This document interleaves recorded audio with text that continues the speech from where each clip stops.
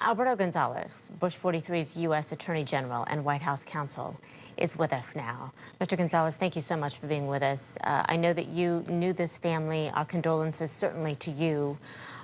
We've heard so much about George H.W. Bush the last couple of days. I'm wondering if you have a story that we have not heard yet, something about him that maybe we don't know.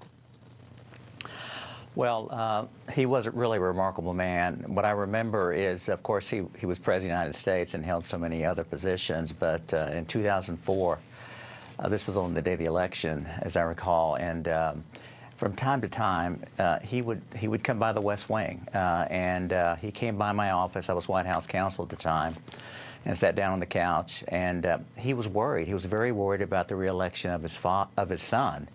And so here was a man who had had all these wonderful titles, but on that day, you know, he was thinking like any father would about the future of his son. And I remember that. We had a very good conversation about the election, about his son's vision for a second term. And, of course, everything worked out well. But it's just one of many examples of the kind of person that he was. And I had the opportunity to meet him in 1986, first of all, and then in 1988, when he was first elected President of the United States, I was offered a job in the administration, but I turned it down because I wanted to stay at my law firm and make partner, thinking that there would be a second term. There'd be plenty of time to go to work for him in Washington.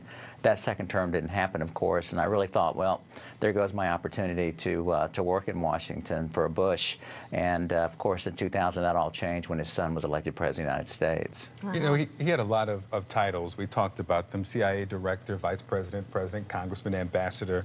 But there's a word that's been used several times, and that's humility, about this former president. And in the late 90s, when most former presidents would write an autobiography, he didn't do that. He published a collection of letters, all the best. Talk to us about the humility, if you recognize that in the former president. Well, I think, yes, I did. And he had the ability to laugh at himself. And we saw that I saw it reflected often with his son. And I think his children all learned that from his father, not to take yourself so seriously and to understand that you're not perfect and you're going to make mistakes. And so I think his humility was evident to anyone who ever worked around him or ever spent time around his family. Just a really remarkable person. And you're right about his letter writing.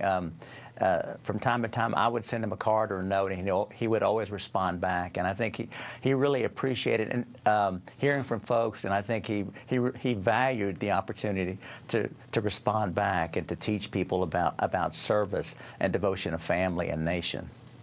So how are you left? What resonates with you about your time with him most, and how perhaps has this president and your interaction with him shaped any decisions you've made moving forward? Well, I think that what I value most about George H.W. Bush and Barbara is the way that they raised their family. It's because of the way they raised George W. Bush and the values and his vision for America that gave me the opportunity to go to Washington and serve. And so I once told Barbara, and this is really true for George H.W. Bush, that their son fundamentally changed the trajectory of my life. And it's because of the way that they raised him. And I'm sure there are thousands of Americans who in one way or another, their lives were affected. The trajectory of their lives was affected by an incident, a decision, a statement, something by the Bush family, particularly George H.W. Bush. Alberto Gonzales, we appreciate so much you taking the time to share some of your memories with us. Thank you. Thanks for having me. Absolutely. Special Counsel Robert Mueller is revealing some new findings.